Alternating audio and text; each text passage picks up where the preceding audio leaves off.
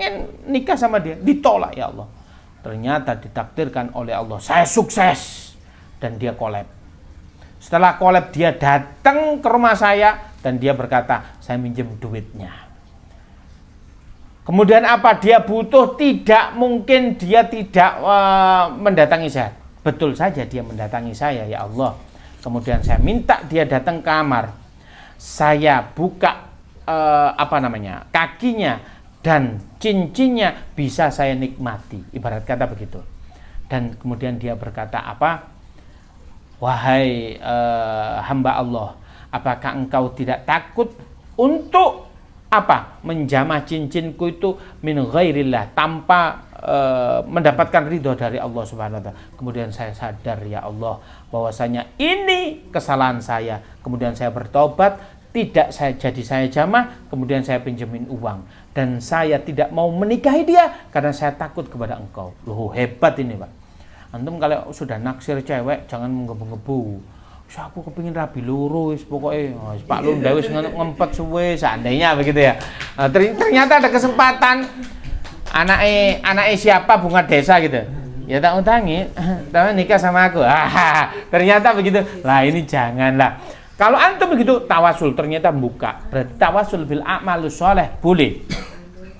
Apakah boleh tawasul dengan amal solehnya orang lain? Tadi amal solehnya dia. Apakah boleh? Suatu ketika Sayyidina Umar. Sayyidina Umar ini kategorinya siapa? Asyra mubashir fil jannah. 10 orang yang dinas oleh Rasulullah langsung masuk surga. Sayyidina Umar. Tapi apa pesannya Rasulullah? Ya Umar, nanti kalau kamu haji, datang ke Mekah, datang cari orang yang memiliki tanda lahir, dia namanya Uwais, dari kampung namanya Korn dari Yaman. Iya Rasulullah, kenapa? Kamu minta ke doa kepada dia. Dicari Pak, orang yang dari Yaman, yang nyuruh ini khalifah Pak pada saat itu ya, orang yang keren. Presiden gitu. Apakah engkau dari Yaman? Ya Umar. Oh, kumpul. Mana orang yang dari Koran? Kumpul. Mana yang namanya Uwais? Bahkan di komunitas itu nggak ada Uwais. Oh ya, Uwais itu orang yang nggak begitu viral, biasa saja di kampungnya. Uwais ini kami suruh untuk jaga parkiran onta begitu. Antarkan aku dia, minta doa. Loh, doanya dia soleh, kita minta doa boleh. Berarti apa? Doanya orang-orang begitu dikabulkan. Ternyata apa dia itu? Tidak viral di dunia, tapi viral di langit. Kenapa? Karena dia memiliki amalan berbakti kepada orang tua. Berarti apa? Tawasul dengan doanya orang soleh boleh. Ya, nah ini. Nah, dikatakan. Yang tadi dikatakan wala taqulu liman yuqtalu fi sabilillahi amwat bal ahya walakin la tash'urun. Jangan kamu anggap orang yang mati di jalan Allah, sungguhnya mereka itu bukan mati tapi mereka hidup, tapi kalian tidak merasa. Maka tawasul dengan amal soleh mereka boleh, tapi ingat ada sekarang fenomena kuburan palsu. Gak soleh, disoleh-solehnya branding. Nah, jangan. Antum pastikan dia soleh, minta tawasulnya. Ingat, tawasul itu begini konsepnya. Minta kita ke Allah atas kesolehan dia. Minta kita ke Allah. Tempatnya di makam, karena kita itu ya sambil mendoakan. Ya Allah, saya seandainya kita ke wali Allah, ke mana ini? Ke makam buyut Yai Dasuki. Ya Allah, atas kesolehan, atas kebaikan yang engkau berikan kepada Yai Dasuki ini ya Allah, maka di tempat yang bagus ini aku minta ya Allah kabulkan doaku. Saya tanya, antum mintanya ke siapa? Ke Allah. Maka itu tawasul yang betul. Jika antum, Mbah, pendungane Mbah, ini anakmu mau ujian, mbahnya ini sudah meninggal, mati aja dimandiin, kok antum minta tolong, nggak bisa. Paham ya? Beda tawasul dengan meminta kepada si mayat, haram hukumnya. Meminta selain kepada Allah haram nanti. Jadi antum mintanya ke Allah, tawasul modalnya begitu. Tawasul yang ketiga apa? Asmaul husna fad'uuhu biha. Kalian kalau minta ke Allah, kasih prolog dengan asmaul husna. Tapi kalau minta membaca asmaul husna itu jangan semua. Kalau antum dalam keadaan masalah, antum ya sober, ya sober. Ya digawe sabar ambek Allah. Oh sing sabar ya le utangmu tetep gak dilunas-lunas. Sing sabar kamu. Bagaimana cara lunas? Ya sifat-sifat Allah yang lain. Contoh, ya Hanan, ya Manan, ya Fattah, ya Razak, ya Ghani, ya Mughni. Ya Allah, jenengan lunasi utang kula ya Allah. Gitu. Jadi ya, itu tentang Asmaul Husna. Itu tentang tawasul ya. Berarti apa? Doa sering minta ke Allah itu ibadah. Yang kedua tawasul hukumnya boleh. Itu. Tapi jangan sampai tawasulnya salah ya. Kayak kita ke dokter itu contoh. Antum tawasul nggak ke dokter itu? Ya. Tawasul. Tawasulnya apa? Di berobat yang menyembuhkan siapa? Makanya ada anekdot itu begini. Enak ya jadi dokter itu. Kenapa? Ya kalau saya sakit yang menyembuhkan siapa? Allah. Iya, sampean gini-gini tok yang menyembuhkan Allah, tapi sampean sing oleh bayaran. Dokter yo pinter. Ya enggak apa-apa Mas, aslinya kalau jenengan itu mau langsung ke Allah Subhanahu wa taala ya enggak apa-apa. Oh, kalau antum mau langsung dipanggil oleh Allah, mau apa enggak? Udah besok ya, kita nyolatin jenazah itu jadinya. Nah itulah anekdot saja. Monggo itu konsep tawasul. Taib, ada lagi yang ditanyakan? Oke, silakan. Assalamualaikum warahmatullahi wabarakatuh. Waalaikumsalam warahmatullahi wabarakatuh. Beberapa hari yang lalu saya mengikuti majelis sholawat Ustadz. Dan di situ Ustadznya bilang ketika kita bersolawat Nabi Muhammad SAW itu datang ke majelis kita. Itu penjelasannya gimana? Terima kasih. Baik. Jika datang dalam bentuk zahir itu mustahil. Rasulullah sudah meninggal. Analoginya begini. Bahwasanya Rasulullah itu pernah diikutin oleh istrinya. Ya biasa, pas istrinya cemburu. Pada saat Rasulullah itu mau nikah bersama Ummu Sofia. Ummu Sofia itu wanita lain yang mau dinikahi oleh Rasulullah. Istrinya pakai cadar.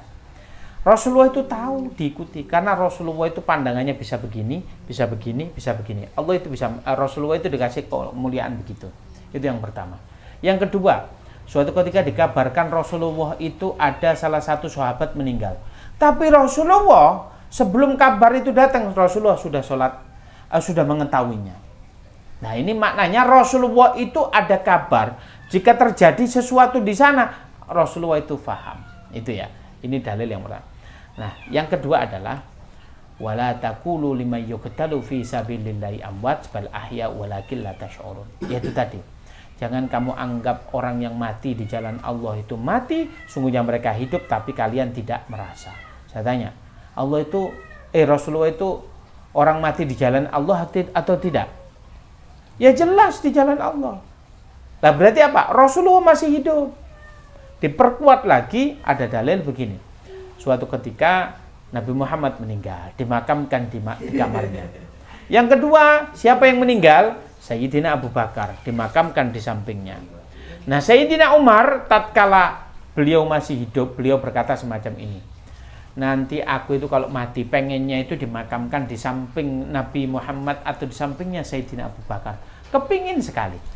Tapi bagaimanapun itu haknya Sayyidah Aisyah. Itu ya istri beliau, garwa beliau. Nah gitu kan. Kemudian apa? Beliau meninggal. Omongannya ini disampaikan ke Sayyidah Aisyah. Kemudian Sayyidah Aisyah, tidak apa-apa. Saya ridho nanti dimakamkan Sayyidina Umar itu di sini. Tatkala itu Sayyidah Aisyah, istri Rasulullah itu diwajibkan bercadar. Tatkala Rasulullah meninggal di situ, beliau nggak bercadar di dalam rumah. Suaminya, Sayyidina Abu Bakar, siapa? Bapaknya, ya nggak usah cadar. Tapi tatkala Sayyidina Umar dimakamkan di situ, Sayyidah Aisyah bercadar. Beliau kan sudah meninggal, ngapain pakai cadar? Maknanya mereka hidup, tapi yang bisa merasakan orang-orang soleh itu. Sayyidah Aisyah merasakan hal itu. Berarti apa? Rasulullah itu hidup, tapi kita tidak merasa. Jikalau ada kabar sahabat itu meninggal, Rasulullah tahu. Sekarang saya tanya, jika ada muhibbinnya, orang yang cinta, Allahumma sholli ala sayyidina, Rasulullah tahu apa enggak? Tahu bukan berarti hadir. Makna tahu itu Rasulullah tahu kalau kita itu bersolawat di sini, tapi kalau hadir itu adalah apa? Yaitu bukan hadir secara jasad, tapi hadir secara tahunya itu tadi. Buktinya apa? Ada sahabat yang meninggal sana, Rasulullah tahu, tapi jasad Rasulullah kan di Madinah pada saat itu. Bisa dipahami ya? Jadi kalau ada yang mengatakan hadir, ya tidak hadir secara jasad. Tapi Rasulullah tahu kalau antum bersolawat kepada Rasulullah. Semoga bisa membantu pemahaman jenengan. Ada lagi yang ditanyakan? Oke, monggo pakai itu dulu. Oke, Ustaz. Jadi ini berkecamuk di pikiran saya gitu, Ustaz ya. Rasulullah itu kan bilang, sholatlah kalian seperti aku sholat, kan ngeten gitu. Jadi ya, cara sholat yang saya pahami sekarang itu, ya itulah cara Rasulullah sholat, kan ngeten. Nah, tapi satu sisi Rasulullah itu kan diangkat di usia 40 tahun untuk menjadi nabinya. Nah, perintah sholat yang saya pahami Isra Mi'raj itu kan setelah 10 tahun kenabian lebih gitu, Ustaz. Nah, pertanyaan saya itu, apakah sebelum itu Rasulullah tidak sholat? Tapi yang saya pahami Rasulullah sholat pasti, karena Nabi Isa juga sholat kan gitu ya. Nah, artinya pertanyaan saya itu, ritual sholat yang seperti sekarang ini itu setelah Isra Mi'raj atau sebelum Isra Mi'raj? Oke. Gitu. Pada dasarnya perintah sholat itu diturunkan oleh Allah Subhanahu Wa Taala kapan? 3 tahun sebelum hijrah. Jadi kalau hijrahnya Rasulullah itu wafat beliau itu kan umur 63, tahun 11 hijrah. Berarti 63 kurangi 11, 52. Berarti 52 itu beliau hijrah, 3 tahun sebelumnya 49. Beliau diangkat menjadi Rasul umur 40. Berarti ada fase diperintahkan sholat 49, diangkat menjadi Nabi adalah umur 40. Bagaimana kaifiyah? Maka pada saat itu ubudiyahnya adalah bagaimana sholat versinya Rasulullah, yaitu versi yang terakhir setelah diturunkan itu. Bagaimana cara Rasulullah sebelum sholat? Udah, kita ikuti yang terakhir. Bagaimana caranya? Shollu kama ra'aitumuni usolli. Bagaimana kita bisa sholat versinya Rasulullah? Loh, kita kan nggak hidup zamannya Rasulullah. Kita itu hidup setelah wafatnya Rasulullah ratusan tahun. Bagaimana caranya kita memahami sholat versi Rasulullah? Dengan cara mengaji yang bersumber dengan ulama-ulama salaf. Ulama salaf itu apa? Setelah wafatnya Rasulullah 3 abad. Setelah 3 abad sampai 1000 tahun disebut ulama kholaf. Yang sekarang itu disebut ulama asril hadis. Bagaimana? Ya ngaji caranya. Bagaimana cara sholatnya versi Rasulullah? Ngaji, ngantung hidupnya nggak versi Rasulullah. Maka ngaji dalam memahami sholat itu penting. Kadang kita umur sekian, umurnya 50, kita nggak paham sholat versi Rasulullah. Saya tanya ini, antum sudah umur sekian, kira-kira tahiyat yang betul itu begini, atau begini, atau begini? Antum nggak bisa jawab. Oh, kalau saya begini, apa dasarnya antum? Yo nggak bisa jawab. Takbir itu begini, apa begini, apa begini, apa begini? Yo nggak bisa jawab. Ayo sering-sering ngaji agar supaya sholat kita versi Rasulullah. Taib. Barangkali itu. Yeah. Monggo, ada lagi yang ditanyakan? Ayo sambil ngopi, majelis ngopi, orang sing ngopi. Ngopi-ngopi.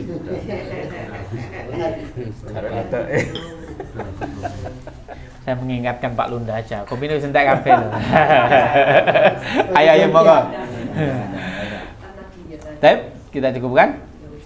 Oke, alhamdulillah kita mengkaji kitab Arba'in Nawawi hadis yang ke-10, menerangkan perintah kita agar supaya kita makan sesuatu yang halal dan kita beramal yang soleh.